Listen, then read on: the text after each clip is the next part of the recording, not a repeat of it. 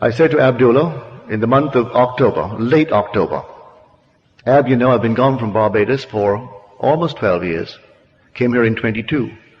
And it's almost 12 years. I've never had a desire to go back. But now I have a hungry desire, a haunting desire to go to Barbados. Not a thing stops me but the lack of money. I have no money. He said to me, you are in Barbados. I said, I'm in Barbados? He said, yes, you are now in Barbados. And so you see Barbados, and you see America from Barbados, and you can smell the tropical land of Barbados, see only the little homes of Barbados, and that's all you do. You just simply sleep this night in Barbados. Well, I thought him insane, really. I mean, at the moment, it seemed so stupid, because 72nd Street, we still had 50 and 60-story buildings. And little Barbados was a little 3-story building, almost the tallest that you'd find. And narrow little streets and no sidewalks. And I'm walking on a sidewalk wider than the wide street of Barbados on 72nd Street. Well, nevertheless, that night I slept in Barbados. I assumed that I'm in Barbados in my mother's home. And then I saw America relative to Barbados, and it wasn't under me that night. It was north of me, about 2,000 miles. Well, the next day, I didn't tell him anything. About a week later, when nothing happened, I thought I would approach him. This time we've moved into November. I said, you know, Ab, there is not a thing has happened. He wouldn't discuss it with me. He turned his back on me and went into his little library and slammed the door. About 3 times I tried to open up the discussion with my friend Ab between that moment when I first talked to him and the end. He would never discuss it. On the basis, how can he discuss with me how I am going to Barbados when I am already in Barbados? That's stupid to discuss how I'm going to go when I am in Barbados. And if I am faithful to my assumption, I can't discuss the how. I'm already there. Well, this went on. On the morning of the 4th day of December, there's no job, no place to go, and the last boat that will get me there, my Christmas, is going to sail on the 6th. Under my door is a little letter from my brother Victor. And he said, as a family, we were never around the table at Christmas together. That Cecil, that is my oldest brother, he left home before the last was born.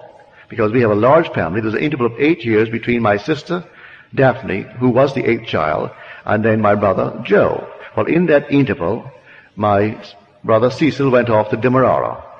So, never as a family were we ever together at Christmas.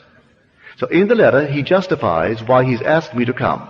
He said, I know you don't have a job, and there's no excuse for not coming.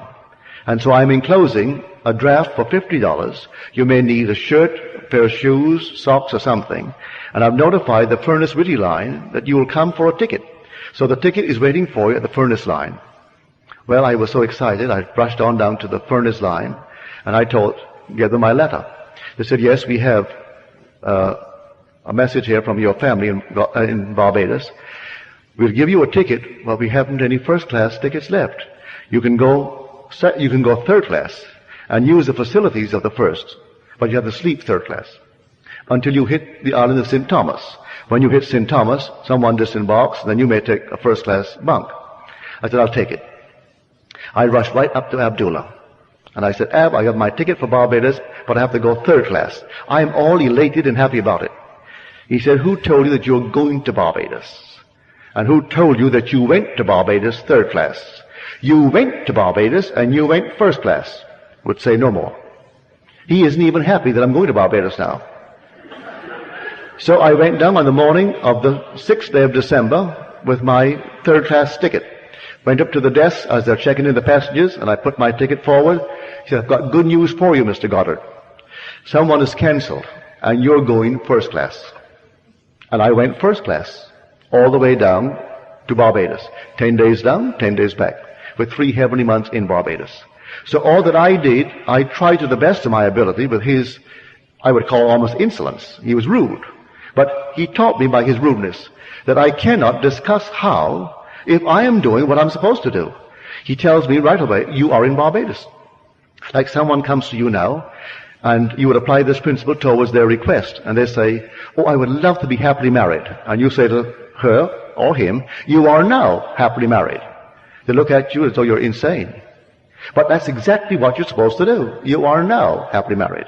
Well, if I am now happily married and I'm a lady, I would instantly begin to feel that ring there in my imagination. I'd let others see that I have my ring, for that would imply I'm happily married if it's a wedding ring. And so if I don't wear it from then on, I'm not doing what I'm supposed to do. So in my imagination, I have to go to bed wearing my ring. And actually do all that I would do in that state. Oh, he said, you are in Barbados. And I'm in New York City physically, but he put me in Barbados in my imagination. So that I slept in Barbados to the best of my ability. But you know, days go into weeks, and the weeks went into a month, and I'm trying my best to open up the discussion with him to get a little hope. No hope. He wouldn't give me any encouragement if I did what he told me to do. But we all are human enough to want another little discussion, another little push. And so he taught me the lesson that there is no such thing as a little pregnancy. No such thing. If you did it, then you're pregnant. Let the child grow. And interference with it is going to be a miscarriage. You assume that you are in Barbados. Now you're pregnant.